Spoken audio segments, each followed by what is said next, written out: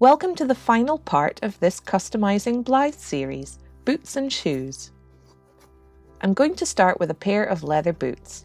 You might have seen my previous bootmaking video, I'll link it here, where I show the designing of the pattern and making one in detail. Here's a quick look at some of the boots and shoes I've made previously for Blythes, including the fabric shoes from this video, linked above, which I'll revisit later in this video. I start with my pattern pieces and some selected leather scraps. I trace and cut out the parts I'll need, and I started by layering up the sole pieces in black leather, one full foot shape with two heel shapes glued on, and one toe piece with the internal edge thinned using a skiving knife to give it a beveled edge. They're all glued together with fabric glue.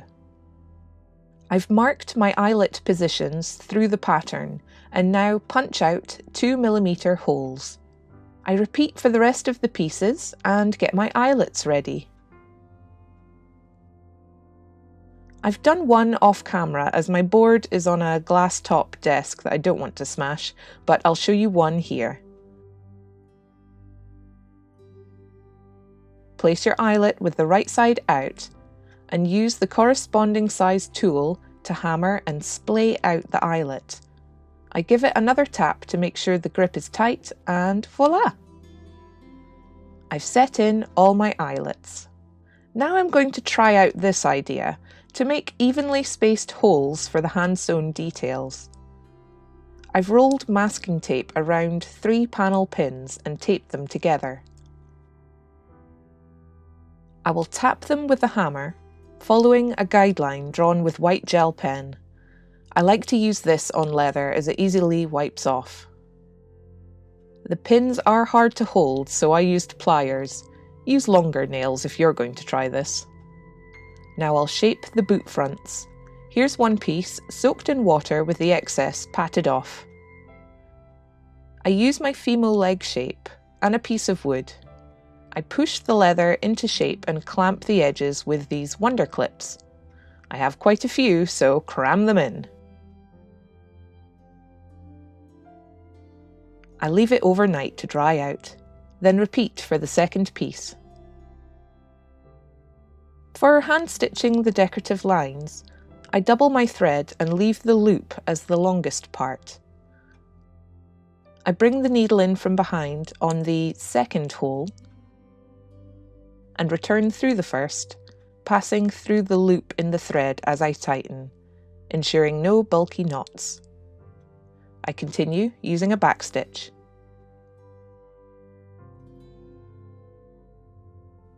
And knot at the end. Here's all my decorative stitches and the holes punched in the centre back strip that will join each piece together. Starting from the heel, I've stitched all the way up the strip and started down from the top before folding over the tip and stitching it into place to form a loop.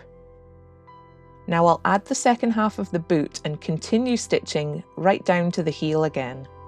Here you see the pieces joined and the folded loop at the top. Now I pre-punch and stick together the toe to the tongue. You can see how these pieces will be joined with this curved line of stitches. Before I join them, I cut out some thin cotton shapes to glue inside for a pop of colour. Now they're all joined together at the sides, and the second boot too. I've cut out 2 sole pieces in white and drawn on the B of the Blythe logo. The white sole will be sewn to the upper and the black sole will be glued to this. Here I'm backstitching the sole on, starting from the toe front and working around. Now the fabric glue to join them. And it's worth mentioning all the sole pieces are cut from the same template, so nothing needs to be trimmed, and the shaped upper piece also didn't need trimming this time. I do, however, snip off these little corners. I looked out these tiny plastic bows to glue on for decoration. They're sold as nail art decorations. To make the shoelaces, I have this nice black yarn that isn't fuzzy, more like string, and I saturate the tip with glue and squeeze it to stiffen before it dries. With my awl, I poke through the fabric inside to allow the laces to come through. And I lace up the boots using tweezers before trimming to length. Done! In addition to the boots, I'm going to make some slip-on shoes using the pattern from my very first Blythe video. These come together pretty quick and easy, so I ended up making a few pairs. Here I have a pretty patterned cotton and a plain white lining with the pattern drawn on. Now I'll sew round both, leaving one end open on each.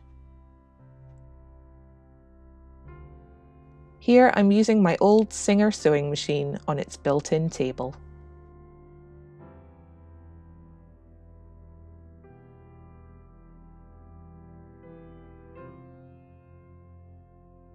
I cut round them with pinking shears and snip my inside curves and corners.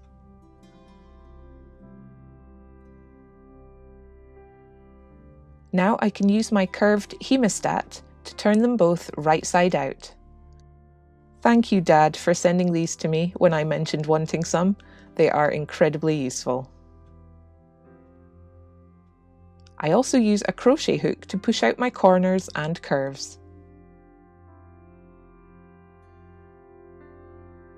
For the soles, I cut them out in stiff card, draw on the logo with gel pen and cut out.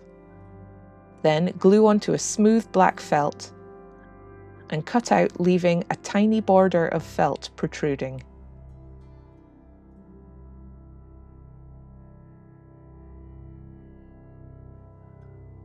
To join the parts, I first fold the back over itself with the stitched side facing out.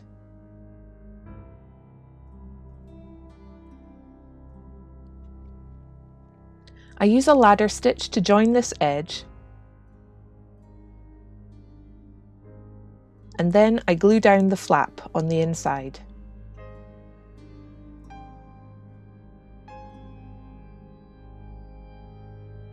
I've looked out another pair of bows to glue on afterwards too. To sew on the sole, I start from the toe, with the needle going from the inside pointed out. And again I use a sort of ladder stitch, making tiny stitches, and work my way all round.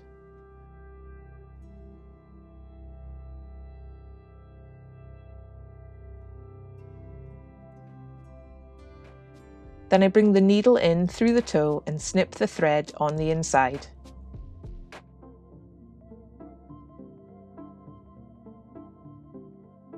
Here they are with the tiny bows glued on the fronts. Now I'm going to make another pair using this gorgeous Liberty fabric of the Strawberry Thief. I decided to try interfacing on the outer fabric as it was very light, and a coloured lining. Here's the interfacing on and stitched. I trim and turn as before and tuck in my raw edge this time. I made the soles with black paper glued onto the card, which should look nice. And as before, I stitch the upper to the sole. I finish them off with tiny ribbon bows and sparkly gems. I love those teeny strawberries.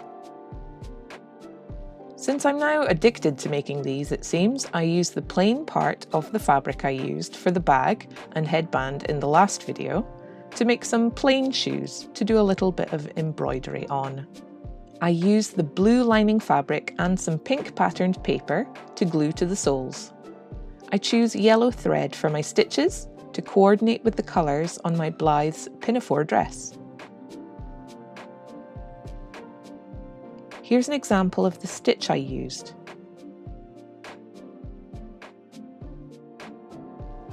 It's called a rosette stitch, and I've pinned it on my Pinterest embroidery board.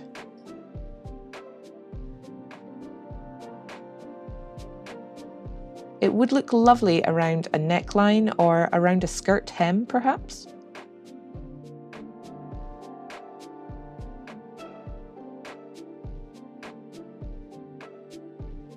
I decided to add to this some blue French knots below each one of the stitches. I then glued in a little ribbon to the inside back of each shoe, and I sewed on the soles. Now, before we see all the shoes being modelled, I did promise I would finish off that sleep cord today as well. I wanted a nice match to the original because normally I make them out of shrink plastic, like this. Not super fancy, so I asked my husband to model and 3D print one.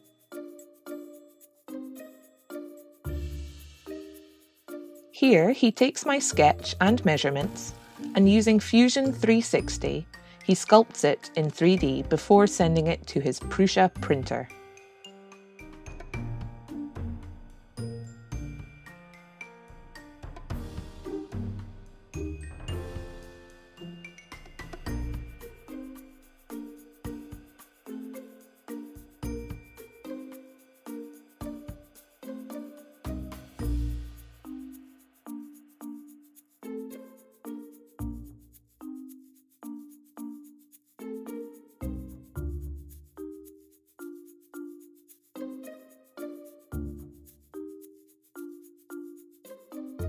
And here it is.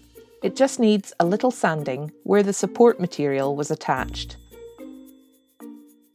And then I paint it with a pale blue acrylic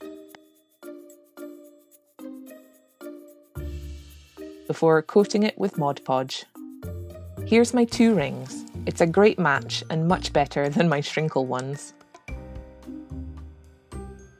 Here we go, some final shots of my customised Blythe. I'm going to name her Akemi, from my favourite comic book, Kabuki. It's a name that can be twisted round to mean alchemy and reversed to I make. Let me know if you've ever read this comic, and enjoy the outro.